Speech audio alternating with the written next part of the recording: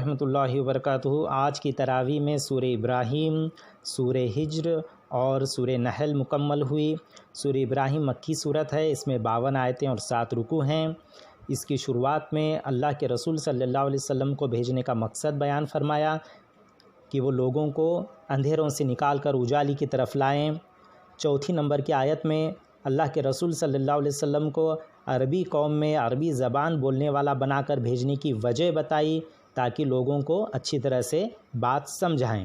پھر موسیٰ علیہ السلام کا قصہ شروع ہوتا ہے، پھر اس کے بعد نوح علیہ السلام کا قصہ آتا ہے، پھر جہنم کا قصہ بھی اس میں بیان ہوا ہے الگ الگ وقت میں۔ 16 نمبر کی آیت میں ہے، پھر آگے 48 نمبر کی آیت میں کہ جہنمیوں کو پینے کے لیے پیپ دیا جائے گا، ان کے کپڑے گندھک کے رہیں گے، اس پر آگ رہے گی۔ اس طرح سے جو ہے اللہ تعالیٰ نے کفر کرنے والوں کو ڈرایا ہے۔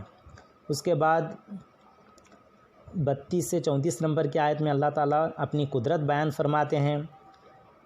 سورہ ہجر شروع ہوتی ہے۔ سورہ ہجر مکی صورت ہے، اس میں 99 آیتیں ہیں اور 6 رکوع ہیں۔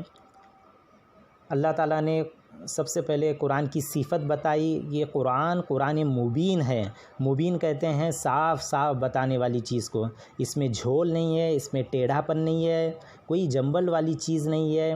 آیتیں صاف صاف بیان کی گئی ہیں۔ اللہ کے رسول صلی اللہ علیہ وسلم نے اسے کھول کھول کر بیان فرمایا ہے۔ اس کے بعد 9 نمبر کی آیت میں قرآن کی حفاظت کی ذمہ داری اللہ تعالیٰ نے لی ہے۔ اللہ تعالیٰ فرماتے ہیں کہ ہم نے اس قرآن کو اتارا ہے اور ہم ہی اس کی حفاظت کریں گے۔ آج تقریباً 1500 سال ہو رہے ہیں، لیکن قرآن میں زیر زبر تو کیا ایک نقطے کا بھی بدل نہیں ہوا ہے، کیونکہ اس کی ذمہ داری، اس کی حفاظت کی ذمہ داری اللہ تعالیٰ نے لی ہے۔ اور اگر ہم اس قرآن کے سائے میں آئیں گے تو اللہ تعالیٰ ہماری بھی حفاظت کی ذمہ داری لے لے گا۔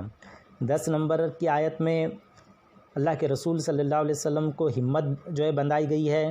آپ کو کہا گیا کہ اس کے آپ سے پہلے بھی رسول بھیجے گئے تھے اور قوم نے ان کا مذاق اڑایا تھا، تو یہ کوئی نئی بات نہیں ہے۔ واپس 19 سے 25 نمبر کی آیت میں اللہ تعالیٰ اپنی قدرت بیان فرماتے ہیں۔ 28 نمبر کی آیت سے آدم علیہ السلام کا قصہ شروع ہوتا ہے۔ 39 نمبر آیت میں شیطان نے جو اللہ تعالیٰ سے پرمیشن لی تھی کہ میں تیرے بندوں کو بہکاؤں گا، تو اس کا ذکر آیا ہے۔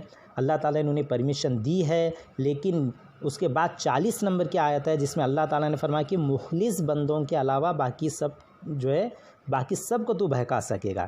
یعنی اللہ تعالیٰ کے جو مخلص بندے ہیں وہ جو ہے تیرے داؤ گھات سے بچ جائیں گے۔ سورہ یوسف کی قصے میں بھی ہم نے دیکھا عورتوں کے جو ہے جال سے بچنے کا ذریعہ تھا اللہ تعالیٰ جو ہے یوسف علیہ السلام کا مخلص ہونا۔ پھر اس کے بعد جو ہے جہنم کا ذکر آیا ہے، جنت کا ذکر آیا ہے، پھر ابراہیم علیہ السلام کا ذکر آیا ہے۔ وہ فرشتے جو ابراہیم علیہ السلام پاس آئے تھے، حالانکہ وہ لوط علیہ السلام کے پاس آنے تھے، پھر وہاں سے لوط علیہ السلام کے پاس گئے، وہ سب جو ہے قصہ اس میں آیا ہے۔ پھر آگے ہجر والوں کا قصہ آیا ہے۔ پھر 87 نمبر کی آیت ہے جس میں اللہ تعالیٰ نے فرمایا کہ ہم نے جو ہے 7 آیتیں دی ہیں اور قرآن عظیم دیا ہے، تو یہ سورہ فاتحہ کی فضیلت کے تعلق سے بھی اس میں بتایا گیا ہے۔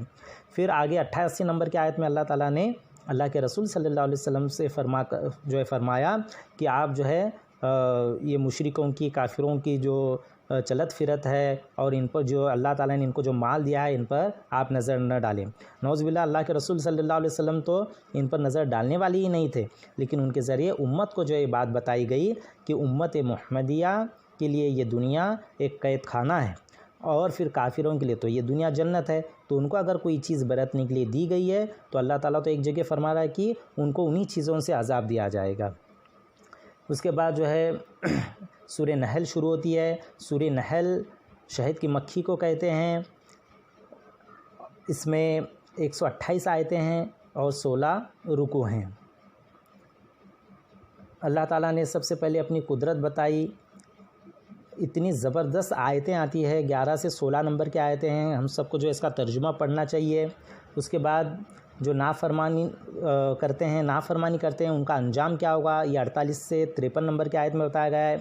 58 نمبر کی آیت میں ایک جو ہے یہ مشرکان مکہ کی خصلت بتائی گئی کہ جب ان کے گھر میں لڑکی پیدا ہوتی ہے تو یہ جو منہ چھپاتے پھرتے ہیں اور ان کے چہرے کالے پڑ جاتے ہیں۔ بہت ہی زبردست جو ہے اللہ تعالیٰ نے ان کا جو ہے نظارہ کھینچا ہے، کیونکہ ہم دیکھتے ہیں کہ لڑکا اور لڑکی اس کو جو ہے عرب میں برابر نہیں سمجھا جاتا تھا اور لڑکیوں کو منحوس سمجھا جاتا تھا۔ اسی کو اللہ تعالیٰ نے اس آیت کے ذریعے بتایا۔ اس کے بعد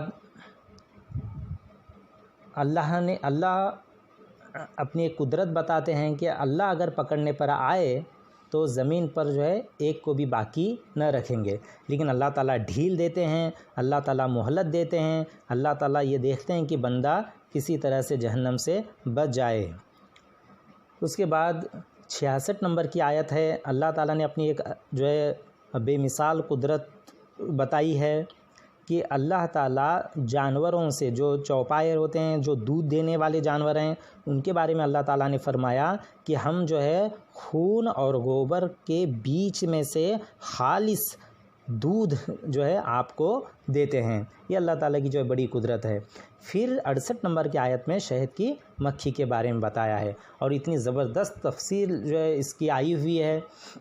شہد کی مکھی کو اللہ تعالیٰ الہام کرتے ہیں کہ وہ جو ہے گھر بنائیں۔ کہاں کہاں شہد کی مکھی گھر بناتی ہے، کیسے ان کے گھر رہتے ہیں، ان کے گھروں کا اگر سٹرکچر دیکھیں گے تو انجینئر بھی جو ہے ہکے بکے رہ جائیں گے۔ اور پھر اتنی ساری صلاحیتیں اللہ تعالیٰ نے اس شہد کی جو ہے مکھی کو دی ہے کہ وہ ہر جگہ جہاں پر بھی وہ اپنے گھر بنا رہی ہے جس کا سیفٹی کیسا ہے، اس کے اندر وہ شہد رکھتی ہے تو وہ شہد کیسا ہوتا ہے کہ الگ الگ نمونے کے جو ہے پھولوں سے وہ رس چوستے ہیں، اس میں اگر کڑوا ہوتا ہے تو اس کو وہ چھوڑ دیتے ہیں۔ اتنا زبردست ان کے اندر جو ہے انڈرسٹینڈنگ ہوتا ہے، ان کا ایک الگ سے سگنل ہوتا ہے۔ شہد کی مکھی دور دراز جاتی، کتنی بھی دور جاؤ وہ واپس سے اپنا جو ہے راستہ نہیں بھولتی۔ اس طرح کے بہت ساری چیزیں شہد کی مکھی کے بارے میں آتی ہے، ضرورت تفسیر پڑھنے کی ہے تو اللہ تعالیٰ کی قدرت کی جو ہے مثال جو ہے ہم کو معلوم ہو جائیں گی۔ پھر اس کے بعد اللہ تعالیٰ نے یہ سب چیزیں جو ہے بتا کر پھر ایک مثال دی ہے 2 مردوں کے معاملے میں۔ 2 غلام ہیں، اگر ایک اچھا ہے اور ایک گونگا ہے تو کیا وہ دونوں غلام برابر ہو سکتے ہیں؟ 90 نمبر کی آیت ہے، اللہ تعالیٰ جو ہے حکم دیتا ہے انصاف کا، عدل کا، احسان کا اور رشتہ داروں کی مدد کرنے کا۔ یہ آیت ہم دیکھتے ہیں کہ یہ بہت ہی جامع آیت ہے، ہم جو ہے جمعہ میں اکثر جو ہے اس آیت کو سنتے ہیں۔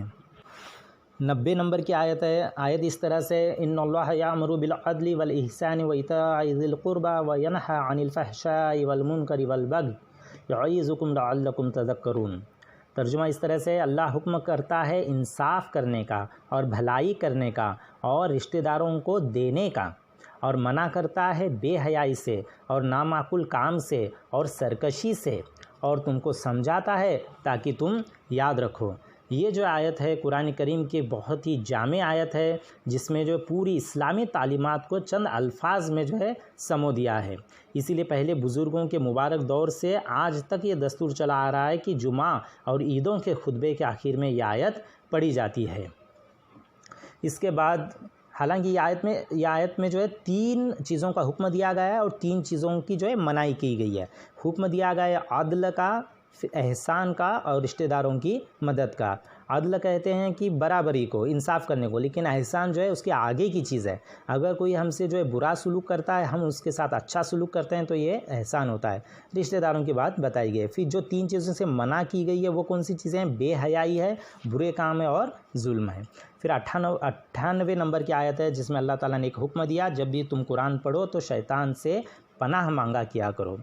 پھر شیطان جو ہے، شیطان کا زور کس پر چلے گا؟ یہ 99 نمبر کی آیت ہے، اللہ تعالیٰ فرماتے ہیں کہ شیطان کا زور جو ہے ایمان والوں پر نہیں چلتا، ضرورت اس بات کی ہے کہ ہم مکمل ایمان والے بن جائیں۔ پھر شیطان کا زور کس پر چلتا ہے؟ یہ 100 نمبر کی آیت میں اللہ تعالیٰ نے فرمایا کہ شیطان کا زور تو اس کے ساتھیوں پر چلتا ہے۔ اس کے بعد 114 نمبر کی آیت ہے جس میں حلال چیزوں کے بارے میں بتایا، حلال چیزیں کھانے کے بارے میں جو ہے ترغیب دی گئی ہے۔ 115 نمبر کی آیت میں واپس سے حرام چیزیں کون کون سی بتائے گا، مردار ہے، خون ہے، سور کا گوشت ہے، اللہ کے علاوہ کسی دوسرے کے نام پر اگر کوئی ذبیحہ ہے یعنی ذبح کرتے ہیں جانور تو وہ بھی حرام ہے۔ یہ سب چیزیں واضح کر دی گئی۔ اس کے باوجود کچھ جو ہے مشرکان مکہ ایسے تھے کہ وہ اپنی زبان سے کہتے تھے کہ یہ حلال ہے، یہ حرام ہے، تو اللہ تعالیٰ نے 116 نمبر کی آیت میں تنبیہ کی ہے، دھمکایا ہے کہ تم یہ مت کہو کہ یہ حلال ہے اور یہ حرام ہے۔ اللہ تعالیٰ نے جو چیزیں واضح کر دی ہے، جو چیزیں حلال کی ہیں وہی حلال ہے، جو چیزیں حرام کی ہیں وہی حلال جو ہے حرام ہے۔ اس کے بعد 125 نمبر کی آیت ہے جس میں اللہ تعالیٰ نے اصلاح کرنے کا، دعوت دینے کا ایک طریقہ بتایا ہے۔ آیت اس طرح سے ہے، ادعو الی سبیل ربک بالحکمت والموعظۃ الحسنۃ وجادلہم باللتی ہی احسن، بلا اپنے رب کی راہ پر پکی باتیں سمجھا کر اور نصیحت سنا کر بھلی طرح، یعنی اچھے طریقے سے ہم کو لوگوں کو اللہ تعالیٰ کی طرف بلانا ہے۔ اصلاح کا طریقہ ہو، دعوت کا طریقہ ہو، یہ اس کا جو طریقہ سخت نہیں ہونا چاہیے بلکہ بھلے انداز میں بلانا چاہیے۔ اور پھر اگر کوئی جھگڑا کرتا ہے یعنی بحث کرتا ہے تو وہ بھی جو ہے اچھے طریقے سے کرنی چاہیے۔ اس کے بعد آخر آیت میں اللہ تعالیٰ نے فرمایا کہ اللہ تعالیٰ ان کا ساتھ دیتا ہے جو پرہیزگار ہیں اور جو نیکی کرتے ہیں۔ آیت اس طرح سے ہے، ان اللہ مع الذین اتقوا والذین هم محسنون، جو تقوی اختیار کرتے ہیں، جو احسان کرتے ہیں، اللہ تعالیٰ ان کے ساتھ ہے۔ یہاں پہ سورہ نحل بھی مکمل ہوتی ہے، اس کے بعد سورہ بنی اسرائیل ہے، انشاءاللہ کل دیکھیں گے۔ اللہ تعالیٰ سے دعا ہے کہ اللہ تعالیٰ کہنے اور سننے سے زیادہ عمل کرنے کی توفیق عطا فرمائے۔ السلام علیکم ورحمۃ اللہ۔